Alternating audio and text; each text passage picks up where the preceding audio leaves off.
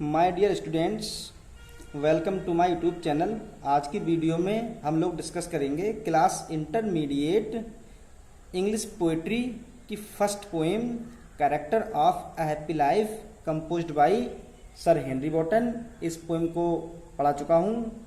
आज इसका central idea व इसकी explanations with reference and context we will study. तो स्टार्ट करते हैं। इससे पहले मैं आपको बता दूं, आज की वीडियो में हम लोग ये भी देखेंगे कि कॉन्टेक्स्ट किस तरह से लिखते हैं। कुछ स्टूडेंट्स क्या करते हैं, एक दो लाइन पैसेज में से उठाई, पैसेज में कोई लाइन्स दी है वहां से एक लाइन उठाई और एक आध अपने पास से लिख दिया और कहते हैं हो गया कॉन्टेक्स्ट। ऐसा ही करते हैं एक्सप्लेनेशन में। बट आज की वीडियो में हम लोग ये देखेंगे कि आखिर ऑथेंटिक कॉन्टेक्स्ट कैसे लिखते हैं। तो सबसे पहले स्टार्ट करते हैं इसका सेंट्रल आइडिया, उसके बाद देखते हैं सेंट्रल आइडिया, केंद्रीय विचार। सेंट्रल आइडिया में होता क्या है, जब हम एक पोएम को स्टडी करते हैं, अच्छी तरह से पढ़ते हैं पोएम को, उस पोएम के बारे में जो हमारे आइडियाज होते हैं उसी को बोलते हैं केंद्रीय विचार, सेंट्रल आइडिया। उसमें ये आवश्यक नहीं है कि जो मैंने लिखा है तो यही सेंट्रल आइडिया होगा, आप दूसरा लिख सकते हैं। जो भी आपके पोएम के बारे में विचार हो आप उसमें डिस्क्राइब कर सकते हैं। तो स्टार्ट करते हैं सेंट्रल आइडिया, फिर उसके बाद देखते हैं explanation. The poem character of a happy life, कविता character of a happy life composed by Sir Henry Wotton. कविता character of a happy life Sir Henry Wotton ने कंपोज्ड की है। It is a famous poem of Henry Wotton. ये Henry Wotton की एक प्रसिद्ध कविता है। It is full of moral, it ये इज फुल ऑफ भरी हुई है मॉरल नैतिकता से।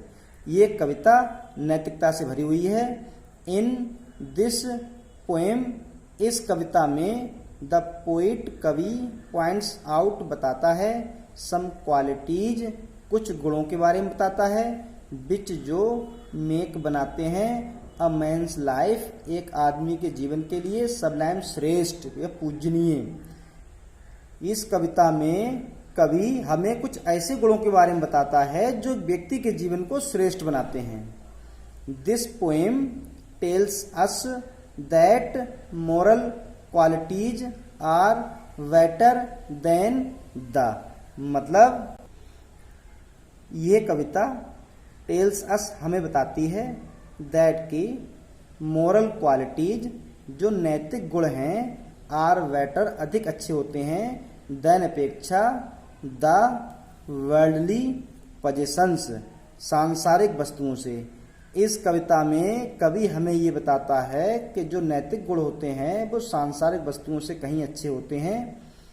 If a man wants to lead a happy life, if यदि अ मैन एक आदमी वांट्स चाहता है, to lead a happy life एक प्रसन्न जीवन जीना चाहता है, ही शुड अवॉइड तब उसे बचना चाहिए, ऑल सभी, टेम्पटेशंस मीन्स लालच, एंड फियर्स डर, तब उसे सभी लालच और डर से बचना चाहिए।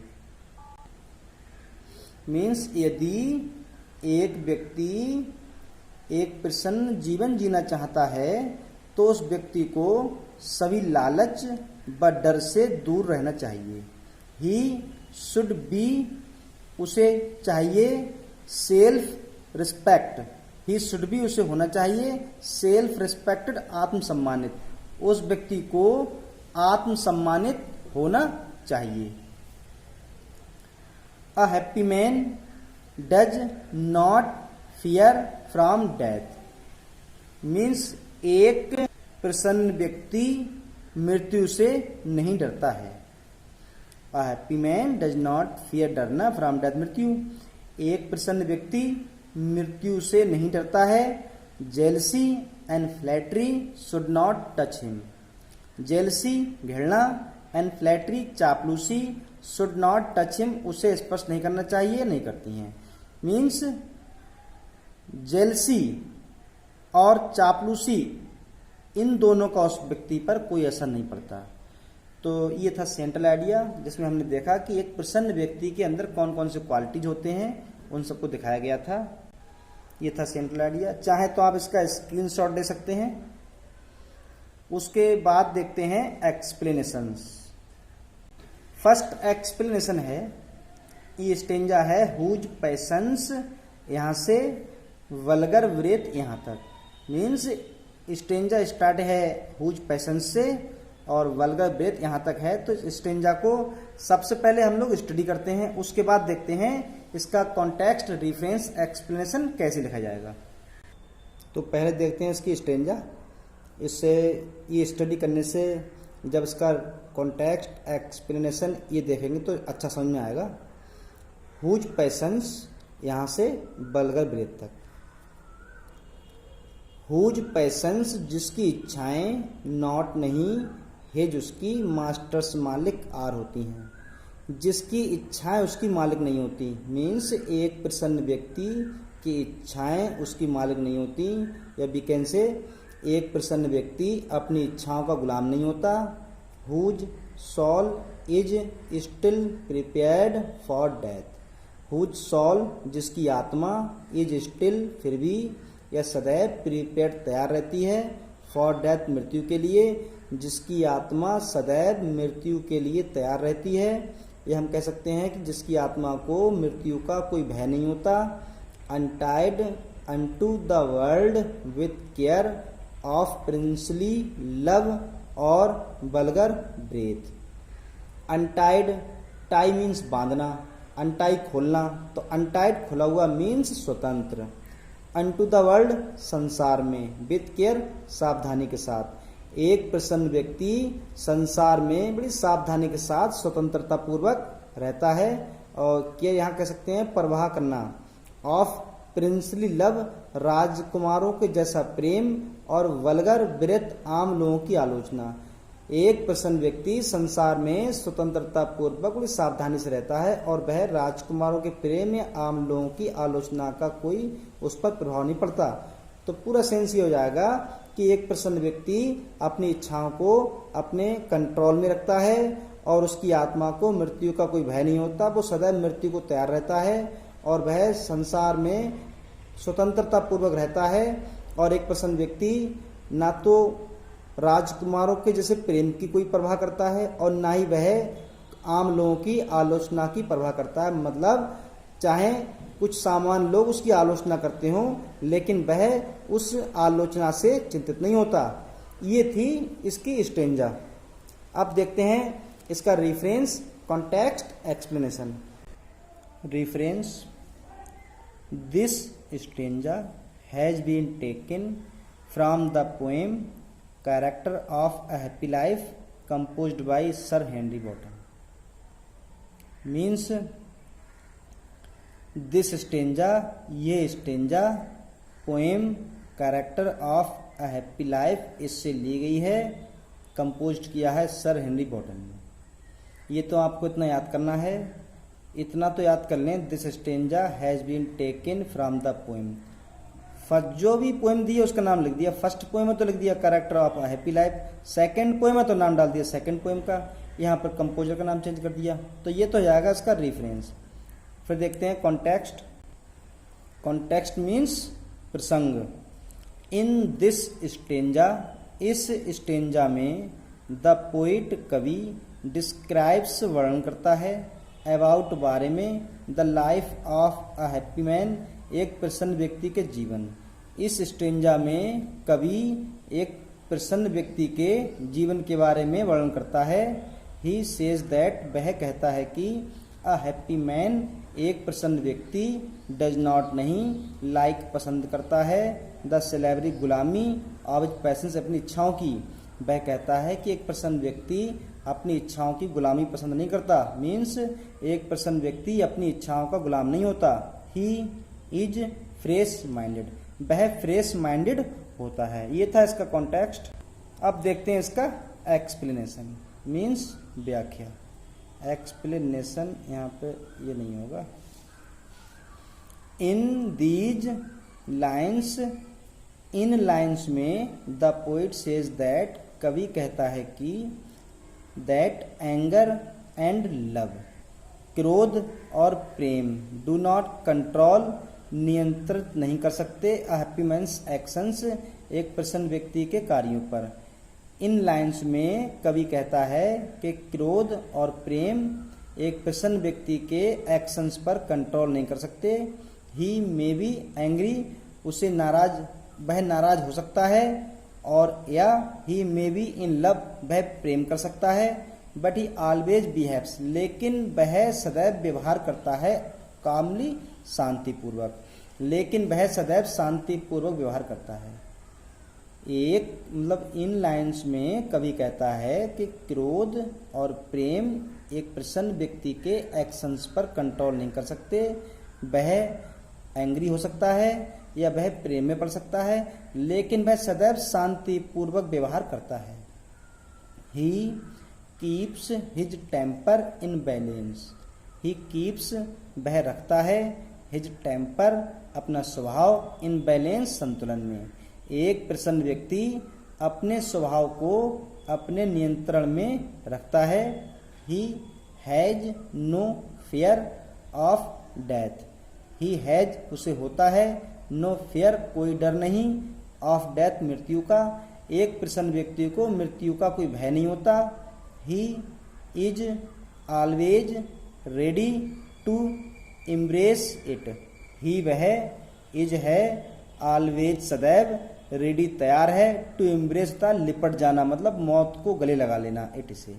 एक प्रसन्न व्यक्ति को मृत्यु का कोई भय नहीं होता, वह सदैव मृत्यु को गले लगाने के लिए तैयार रहता है। He is not attached to the world, he वह, इज है, नॉट नहीं, अटैच जुड़ा हुआ, टू द वर्ल्ड, संसार से, वह संसार से जुड़ा हुआ नहीं है। इसका मतलब ये नहीं कि संसार में नहीं रहता है, संसार पसंद नहीं करता है, यहाँ संसार में जुड़ा हुआ मतलब नहीं है। इसका मीन्स हुआ सांसारिक वस्तुओं से उससे अधिक लगाव नहीं होता, मतलब है मोह माया में नहीं होता। He does not affect by the love of great man, मतलब कह सकते हैं कि वह डज नॉट अफेक्ट, ये यहाँ गलत हो गया था, ये यहाँ पे डज ना हो के is, he is not affected, वह प्रभावित नहीं होता है, बाय द लव, प्रेम से, ऑफ ग्रेट मैन, महान लोगों के, और the criticism of common people, और ना ही वह सामान्य लोगों की आलोचना से प्रभावित होता है। मीन्स उसे आम लोगों की आलोचना से कोई फर्क नहीं पड़ता, और ना ही महान लोगों के प्रेम से। दीज कॉमन फीलिंग्स, ये सामान्य फीलिंग्स, भावनाएं, do not touch him at all, उसे जरा सा भी स्पर्श नहीं करती हैं, जरा सा भी प्रभावित नहीं करती हैं। Such a man leads a happy life, ऐसा प्रसन्न व्यक्ति एक प्रसन्न जीवन जीता है। तो ये था इसका एक्सप्लेनेशन। देखते हैं next stanza. Next stanza last वाली है, दिस मैन इज फ्री, यहाँ से ही हैथ ऑल। स्टेंजा का रेफरेंस, कॉन्टेक्स्ट, एक्सप्लेनेशन, इन्हें देखने से पहले देखते हैं इसका हिंदी अर्थ पोएट्री में। This man is free from servile bands, this man, यह आदमी, इज फ्री, स्वतंत्र होता है, फ्रॉम से, सर्विल, गुलामी के, बैंड्स, बंधनों से, यह व्यक्ति गुलामी के सभी बंधनों से आज़ाद होता है। ऑफ होप, आशा होती है, टू राइज, आगे बढ़ने की, ऐसे व्यक्ति को आगे बढ़ने की आशा होती है, मीन्स प्रोग्रेस करना, और फियर टू फॉल, या वह अपने पतन से डरता है। लॉर्ड ऑफ हिमसेल्फ, अपने आप का मालिक होता है, दो यद्यपि, नॉट नहीं, ऑफ लैंड्स, किसी भूमि का, वह किसी लैंड का मालिक ना होके अपने आप का मालिक होता है। And having nothing he hath all, and और हैविंग रखते हुए, नथिंग कुछ नहीं, ही हैथ रखता है, ऑल सब कुछ, ऐसा प्रसन्न व्यक्ति कुछ भी नहीं रखता है लेकिन उसके पास सब कुछ होता है। तो क्या अर्थ हो जाएगा कि एक प्रसन्न व्यक्ति गुलामी पसंद नहीं करता, या एक प्रसन्न व्यक्ति गुलामी के बंधनों से आज़ाद होता है, और ऐसे प्रसन्न व्यक्ति को प्रोग्रेस करने की आशा होती है, और या वह अपने पतन से डरता है, वह नहीं चाहता किसी तरह से उसका पतन हो, और वह किसी जमीन का मालिक नहीं होता बल्कि अपने आप का मालिक होता है, और ऐसे प्रसन्न व्यक्ति के पास कुछ भी ना होते हुए सब कुछ होता है। और लास्ट स्टेंजा है, ये है oxymoron figure of speech, because इसमें विरोधाभास है। इस हाफ क्लॉज में तो कह रहे हैं कि उसके पास कुछ भी नहीं है, और लास्ट में कहना है उसके पास सब कुछ है, तो यही विरोध है। जब यहाँ पर कहीं पर होता है विरोध या विरोध का आवास, विरोधाभास, तो होता है ऑक्सीमोरन। तो ये था इसका अर्थ। अब देखते हैं इसका रेफरेंस, कॉन्टेक्स्ट, एक्सप्लेनेशन। रेफरेंस तो हो जाएगा एज अबोव, जब पोइम एक ही है पूरी तो रेफरेंस जो पहले था वो उसका हो जाएगा। Context, in this last stanza, इस लास्ट स्टेंजा में द पोइट पॉइंट्स आउट, कवि बताता है, द नेसेसिटी, आवश्यकता, ऑफ फ्रीडम, स्वतंत्रता की, फ्रॉम ऑल, सभी, टेम्पटेशन मीन्स लालच, एंड फियर, डर। इस अंतिम स्टेंजा में कवि हमें स्वतंत्रता की आवश्यकता के बारे में बताता है जो कि सभी डर और लालच से दूर हो। या इस अंतिम स्टेंजा में कवि हमें सभी लालच और डर से दूर जो एक स्वतंत्रता की आवश्यकता होती है उसके बारे में बताता है। नथिंग, कोई नहीं, कैन, सकता है, बिंड, बांधना, द हैप्पी, प्रसन्नता, कोई भी प्रसन्नता को बांध नहीं सकता। हिज सेल्फ कंट्रोल, उसका आत्म नियंत्रण, इज हिज ग्रेटेस्ट वेल्थ, एक प्रसन्न व्यक्ति का आत्म नियंत्रण ही उसका सबसे महान धन होता है। ये था कॉन्टेक्स्ट। देखते हैं explanation. The poet says that, कवि कहता है कि सच काइंड ऑफ लाइफ, इस प्रकार का जीवन, इज फुल ऑफ, भरा हुआ होता है, होप्स, आशाओं से, एंड फियर्स, निराशाओं से। कवि कहता है कि इस तरह का जीवन आशाओं और निराशाओं से भरा हुआ होता है।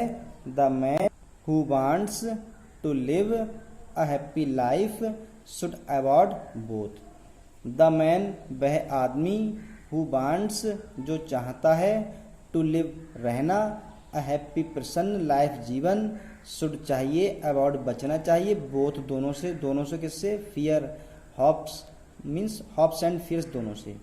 वह व्यक्ति जो एक प्रसन्न जीवन जीना चाहता है उसे दोनों से, आशाओं और डर या निराशाओं से दूर रहना चाहिए। He should not work like a slave, he, उसे, शुड, चाहिए, नॉट, नहीं, वर्क, कार्य करना चाहिए, लाइक, तरह, अ स्लेव, एक गुलाम की तरह, उसे एक गुलाम की तरह काम नहीं करना चाहिए। ही शुड नॉट फियर, उसे नहीं डरना चाहिए। टू फेस, सामना करने से, फेलियर, असफलता, उसे असफलता का सामना करने से भी नहीं डरना चाहिए। दीज थिंग्स, ये वस्तुएं, डू नॉट, नहीं, डिस्टर्ब हिम, उसे डिस्टर्ब करना, ऐसी वस्तुएं उसे कभी भी डिस्टर्ब नहीं करती। He should be master of himself, he, उसे, शुड भी होना चाहिए, मास्टर, मालिक, ऑफ हिमसेल्फ, अपने आप का, उसे अपने आप का मालिक होना चाहिए। या एक प्रसन्न व्यक्ति अपने आप का मालिक होता है, किसी का गुलाम नहीं होता। दो, यद्यपि, पुअर, गरीब, यद्यपि एक प्रसन्न व्यक्ति गरीब होता है, ही विल बी रिच, तब भी वह अमीर होगा, इन हार्ट, हृदय में।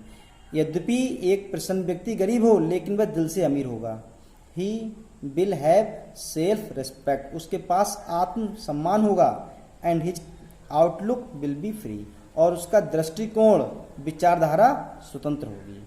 तो ये था रेफरेंस, कॉन्टेक्स्ट, एक्सप्लेनेशन। अब ये देखा जाए कि आखिर कॉन्टेक्स्ट, एक्सप्लेनेशन लिखते कैसे हैं। अगर बात की जाए कॉन्टेक्स्ट की तो ये स्टेंजा जो थी कि एक, पहले इसका अर्थ देखते हैं थोड़ा सा, कि एक प्रसन्न व्यक्ति अपनी इच्छाओं का गुलाम नहीं होता, उसे मृत्यु का भय नहीं होता, संसार में स्वतंत्रता पूर्वक रहता है, राजकुमारों के प्रेम या आम लोगों की आलोचना का उस पर कोई प्रभाव नहीं पड़ता। तो सपोज दैट हमें लिखना है कॉन्टेक्स्ट, तो शुरू की लाइन ये है, whose passions not his master सार। हम चाहते हैं इसे लिख सकते हैं, बना सकते हैं कि इन लाइन्स में पोइट ये कहता है कि एक प्रसन्न व्यक्ति अपनी इच्छाओं का गुलाम नहीं होता है। Means in this stanza the poet says that a happy man is not slave of his patience, कि वह अपनी इच्छाओं का गुलाम नहीं होता, but he keeps his desires under control, बल्कि वह अपनी इच्छाओं को अपने नियंत्रण में रखता है। इस तरह से लिख सकते हैं इसे। मीन्स पहली या फर्स्ट सेकंड लाइन्स यहाँ से उसका थोड़ा अपने हिसाब से सेंस निकाल के कॉन्टेक्स्ट में कन्वर्ट कर देते हैं। ये थी आज की वीडियो। Thanks for watching.